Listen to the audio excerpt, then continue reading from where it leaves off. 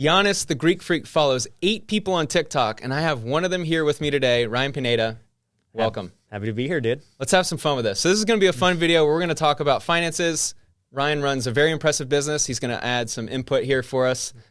Let's have some fun. So Giannis starts out his career, 4-year deal, about $8 million. So let's start with housing. Housing is generally the first thing you think about. Right. So you played professional baseball, so you've been a professional athlete. What are your thoughts on if you're a professional basketball player with housing? Well, man, when I was a professional baseball player, I didn't sign for $8 million like Giannis did. So for us, it was 4 people in like a 2-bedroom apartment, like just roughing it. Maybe Giannis could have house hacked. Yeah, Giannis probably did house hack. Actually, I remember watching his interview like when he was a rookie, and I think he lived like with his brothers and stuff. So yeah, I think he was house hacking. He probably was. Yeah, in Milwaukee for $1,000 a month rent, probably. Seriously. Okay, but if you don't know Ryan, he's a big real estate guy here in Vegas. So that's why I want to start with real estate. Would you start investing in real estate right off the bat if you're a professional athlete? Absolutely. The first thing I would have did with him is buy a primary residence. A lot of people say, should I buy a rental or a primary first? Honestly, I believe a primary is a better way to go. I mean, and he knows what he's going to make the next 4 years. It's guaranteed. So he's pretty safe. Now, with professional athletes, I actually disagree. Okay. Because in the NBA, you move around a lot. Right. Giannis came into the league as an unpolished prospect. No one actually knew if he'd be good. He was 15th overall draft pick. And so I would recommend actually not buying. So we're going to disagree there because the potential for him moving would have been high. Getting traded. Now, with that said, do you think he still should have bought a primary house? Would you still buy knowing that it's possible that you don't live there for 4 years? Yeah, I think you got to be of the mindset that, hey, I'm the first-round pick. Things are going to work out. Like, they want me to be the guy. If your actions don't say that, where you're like, I mean, year one, I might be moving somewhere, you're not going to play as well. Like, I'd want to set up shop. Yeah, that's fair. Now, have you ever bought rentals in a high-end, like what would be considered an A neighborhood? Thinking if Giannis buys a upper-scale house, and then, heaven forbid, something happens and he has to move and turns it into a rental. Yeah, I mean, is that a concern? I don't prefer to own rentals there. I had one flip go really bad that is now like an $800,000 rental. But yeah, you know, it's actually turned out to be a good deal. So now I'm kind of jaded that, you know, even if you keep it, it's a great asset, even if it doesn't cash flow. Yeah. So we're looking at probably, so $8 million, let's just make it easy, $4 million after tax, agent fees, lawyers sometimes.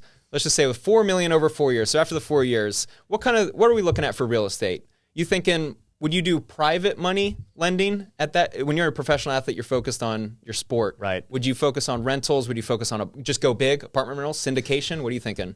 Well, you got to remember the $8 million's over 4 years too. So I mean, like year one, let's say he buys a house, and you know, whatever. Would you do cash at that level? No, I'm always leveraged, dude. Always 20% down.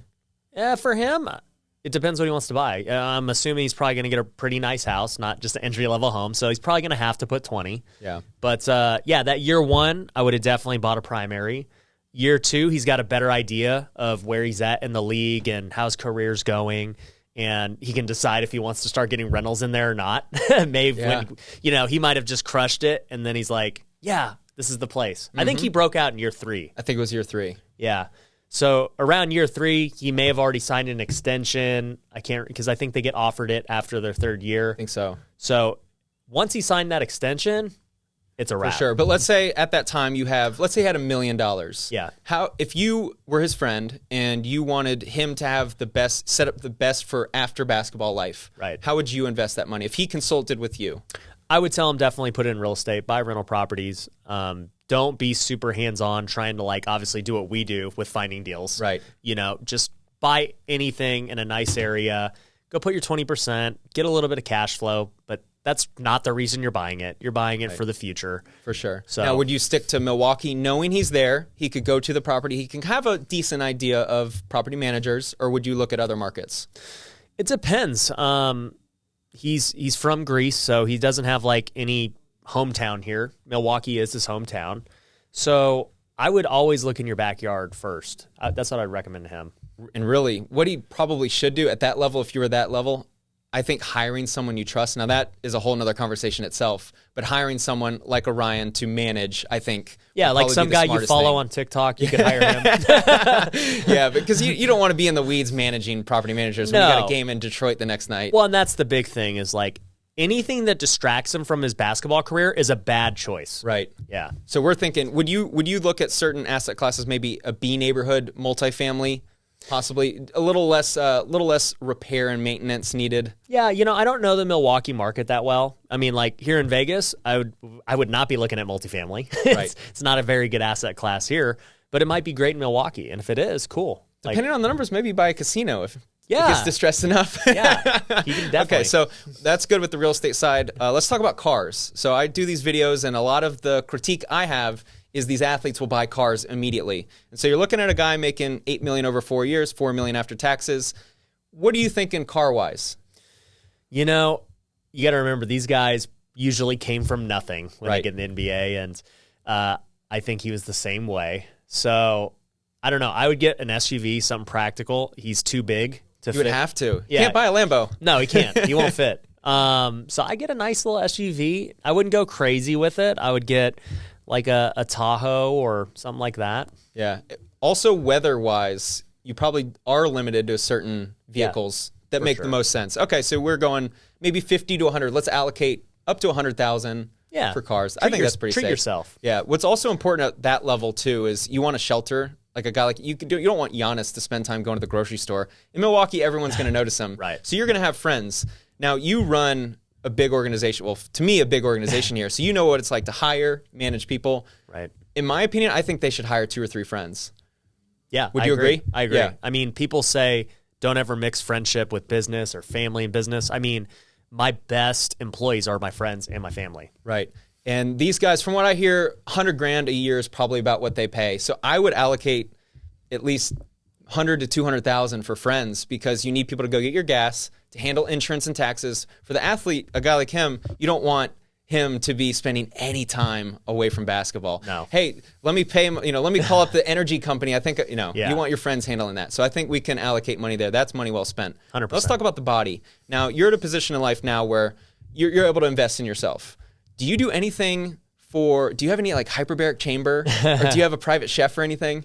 I think a chef for sure is a great choice. I think I read LeBron spends like $1 million on his body a year. I don't know if Giannis needs the hyperbolic chamber yet. Yeah. When he's coming out, he's like 19 years old. Right. LeBron's older now. He needs True. it. That's a good point. Yeah. But I would think a private chef. Yeah, chef Now, for sure. do you cater here at your office?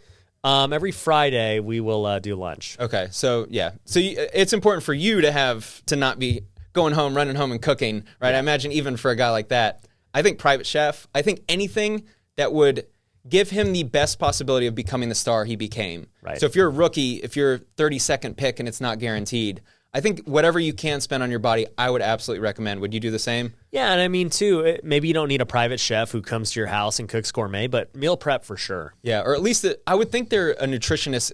Did you have nutritionists in they for minor sure, leagues? they have everything at the facility Yeah, for so that's lunch covered. and snacks. Yeah, now what about off-season? Did you have access? So they would give you, well, in the minor leagues anyway, they'd give you like a meal plan and all that, but it's not like they're paying for it. Got it. Okay, that's interesting. All right, we've covered that. Now let's go into some of the more luxurious spending. Okay. So some of these guys love jewelry. Unless you're not much of a jewelry guy, I'm not much of a jewelry guy. Right. Need some guy to defend me. I'm pretty anti-jewelry. I'm not a fan. How about watches? You a watch guy? I honestly didn't know what many of the brands were until last year. I'd never heard of Patek. I'd never heard of AP, nothing. And then when I got on YouTube, I started seeing people talk about it all the time. And all of a sudden, I'm like, you know what? Watch ain't a bad idea. I don't know. Do you see it as an investment? Yeah, that's the reason people say it. They're like, watches have gone up in value so much. Yeah. It's like a savings account on your wrist. And I'm like, I don't know about that. But I think watch is something that Giannis can afford at his current level. Like, if he wants to go spend 20, 30 grand on an AP or a Rolex, like, more power to him. But should he buy like a $200,000 watch? No, he shouldn't be buying a Richard Mille. Okay, one of the most difficult things I have a feeling a guy like Giannis, professional athletes face is, at what point do you say no?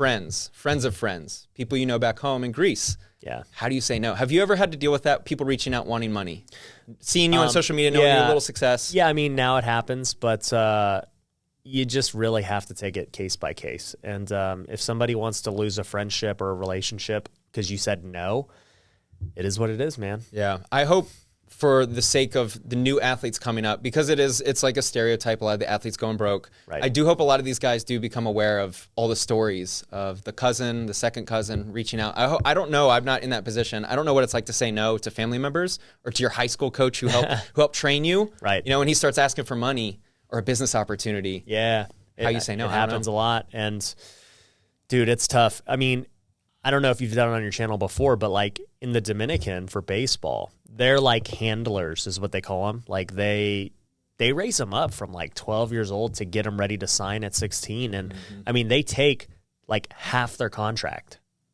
It's crazy. Interesting. But you got to think about it. I mean, this 12-year-old would not have got to that point if this person Without him. didn't invest everything into training them, feeding them. I mean, like literally keeping them alive in the Dominican. Right. And I think, so we're very investment focused. Yeah. What I think is great about being investment focused, a guy like Giannis, is if he invests money, it's up to him how he spends it. But he comes from, I've seen some video, it comes from humble beginnings in Greece. If he's able to invest his money and make, let's just give it a number, $100,000 a month, that's a lot of money that he can help people back home. 100%. For sure. And if that's real estate, if that's whatever, if it's money that's almost guaranteed for the rest of life, he can help support a lot of people.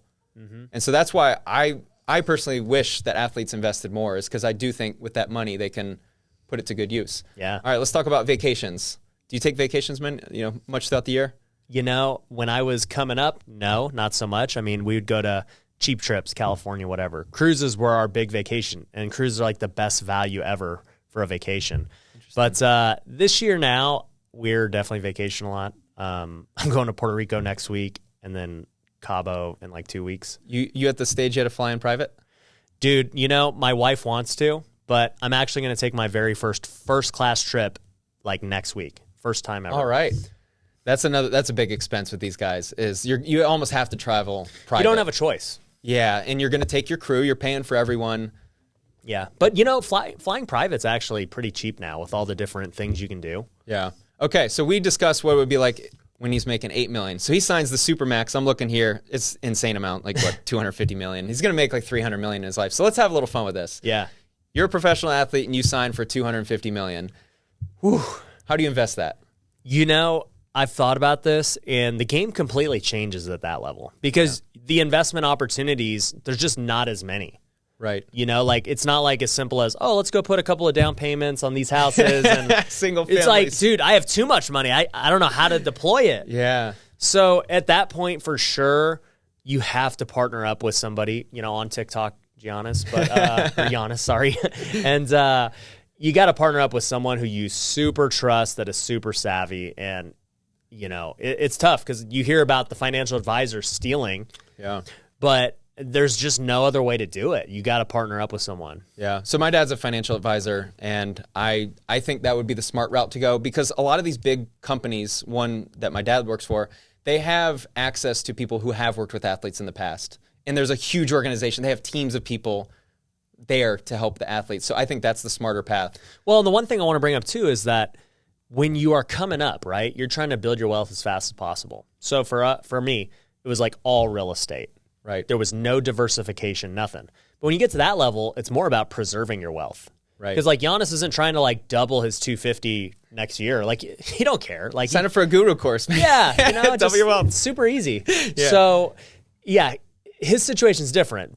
You go to preservation mode at that point for a lot of people. One thing my dad said that's always stuck with me, because he manages wealthy clients, he says, once you're rich, you don't need to get rich twice. Right. It's like once he's made that money, it's about what you said. As long as you don't lose it, that's the only thing that matters. That's literally it. It's just like, don't have it in cash so that, you're getting that deflation of the dollar. Right. Or inflation, whatever you want to call it. But yeah, it's just keeping it moving with the dollar. And as long as you can maintain it, you're good. Yeah.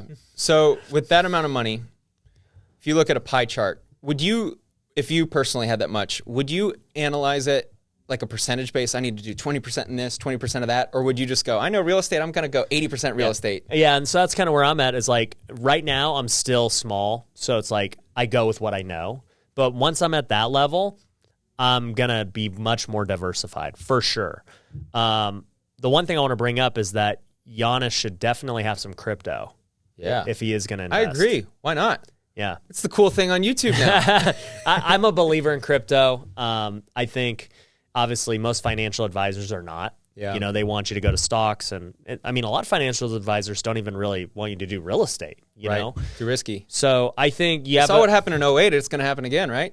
apparently. So I think, you know, having a diversified one in real estate, stocks, crypto, I think it's also cool.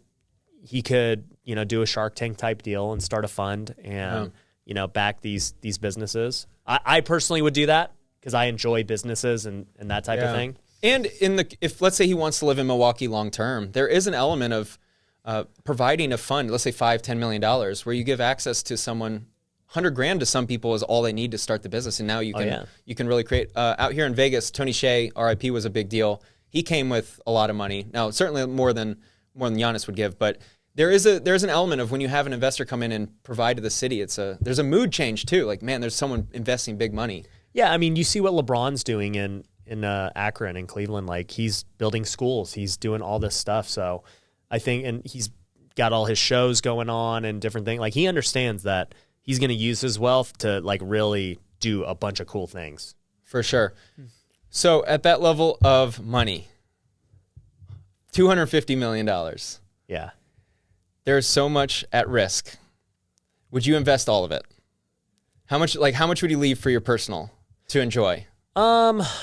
If for the 100% pie chart, I would say keep, cash is, you know, the saying cash is trash, but like, you know, you want to have some.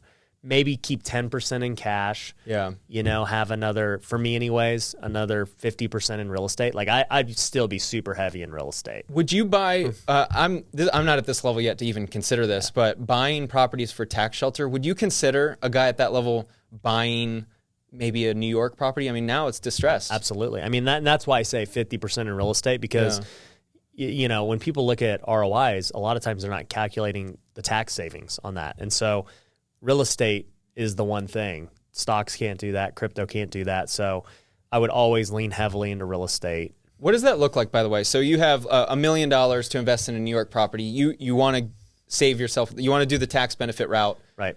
Are you buying as a rental and then you can write off the depreciation? Is that the goal? Yeah. So, I mean, you're going to depreciate it. You're going to get the interest deductions. You're going to get all those things. But the big thing a lot of the wealthy guys do is cost segregations. And so you could pretty much depreciate a big chunk of it in year one. Got it. So with no plans of selling? Yep. So, I mean, basically what would happen is, I mean, let's just say this $1 million building, and you did a cost segregation and you were able to write off, I don't even know, just throwing hypotheticals out there, $500,000 this first year against your income. And, you know, Giannis in the early days, he could have basically got rid of his whole income with a cost segregation. While owning on the side. And so he's setting and himself cash up flowing well. and all that. And granted, when you go to sell it, now your basis is much lower because you've already taken all that depreciation. But at the end of the day, most people never sell. They're going to either keep it 1031 and they'll never pay tax. Yeah. The reason why I do the videos I do is because hopefully the second round picks will watch. Yeah. Because these big names, it's going to be hard to go broke. He's not going broke. As long as he invests it a little bit, you know, he's fine. But it's the guys that make the reason why I started with the $8 million is there's a lot of guys in the NBA making $8 million now who are going to struggle financially because if you don't invest it, you make $8 million. At 32, you're retired. It's now down to $2.1 million. Well, you might have a family to provide for $2 million 50 will years. not last you a long time. You have the nice house, you got the nice cars. Man, that money will dry up quick. 100%. Especially if the dollar's losing value. 100%. Inflation kicks in. There's you got to do one on Russell Okung. Have you done one on him? Yep, the agentless player. Well, he's also huge into crypto. He is. He did the contract or whatever. He's like, you got to pay me in Bitcoin, dude. Yeah, so either way, to summarize, diversify. What that means is multiple asset classes, whether it's crypto, stock market, real estate. There's plenty of people out there on social media, he's following Ryan, that are plenty legit. I'm sure if he reached out to you, you would be able to consult with him. I imagine you'd be able to help him out a little bit. Yeah. So there are plenty of people that I hope athletes now with access to the information with your platform, the ability. Ryan's entirely legit, by the way. So like the fact that he can just comment once and Ryan's like, dude, this is dope. Yeah. Right? You've got access to a guy like this. If you're a professional athlete, there are plenty of people in your city that would be glad to help you that are totally legit and honest. And then the next question is, how do you find those people? Or how do you vet them? That's a whole other story. Right. Thank you so much for joining us, guys. If you don't know, you got to check out his channel. I'll leave a link in the description. This is a studio. If you can't tell, it's not mine. It's not mine for today. No, it's not my studio for today. Yeah. Any last words? No. Appreciate you having me on, man, and I'm excited to be a part of your channel. Cool. Thanks for watching.